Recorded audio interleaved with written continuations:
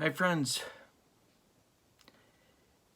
are you sick and tired, like me, of fresh tasting spaghetti sauce? Do fresh ingredients get you down? Would you prefer all of your food come from a can? Well, if so, Furman's Italian style spaghetti sauce. Now, how do we know it's Italian style? The label tells us so. And if you try this, I've got one word for you. Bland. If you enjoy your spaghetti sauce tasting like ketchup, this is for you. Furman's. Enjoy it. Bland. Book review today. It's Monday, so it's book review day. My book review is for a book from the year 2000 for the copyright, for the publication date. It's called Baseball's Other All-Stars. It's by William F. McNeil. And I'm sharing it with you today because I'm very interested, as you know, if you know me at all, in baseball in other countries, baseball, certainly Negro Leagues baseball here in the United States. And this book has really something in a lot of different areas for people to look at and learn from. And that's really one of the things that I look for in a book is, are you teaching me something, or are you pointing me in a direction where I can learn something? And the answer to both of those questions in this book is yes. You can find the book at used bookstores online.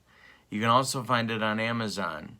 The used bookstore price is in the upper 20s typically, and the new price on Amazon is like $29.95, something like that. I'm going to show you the table of contents and talk a little bit about it. There are pictures. Here's the table of contents if you'd like to pause on that. What you see here is a few introductory chapters on baseball history. Then you see the Negro Leagues history broken down into 1900 to 1925 and then 1925 to 1950. Then he makes a shot, and so what he's doing is he's creating all-star teams in these chapters for these eras. Then he's got an all-time Negro League all-star team.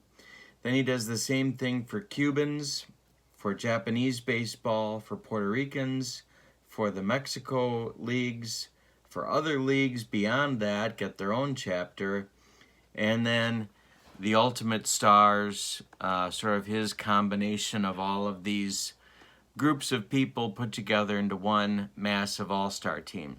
For those of you that are data folks, there's lots of data in the book, lots of tables, lots of statistics that he's broken out. He tries to normalize stats between eras and between games so that you get a sense of, okay, if this guy would have played in this league, how would he have done, and so on.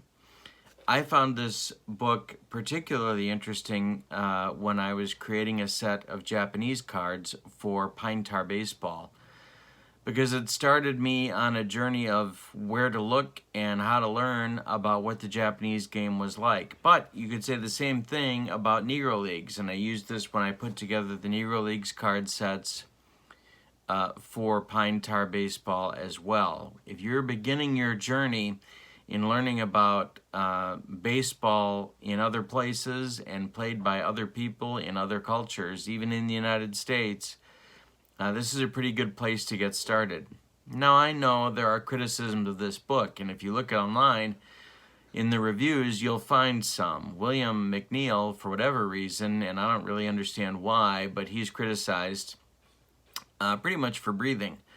But the Negro Leagues are broken up into 1900 and 1925 in one chapter, and I guess that's as good a way to divide them as any. But, there's the Negro Leagues World Series started in 24, and the Negro Leagues went past 1950 as well. So why he cut it off from 26 to 50, I don't really know.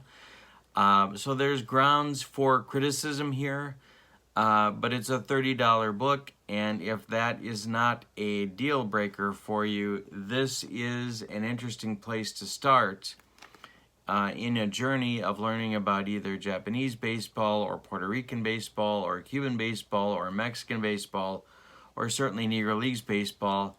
It's called Baseball's Other All-Stars. The author is William F. McNeil.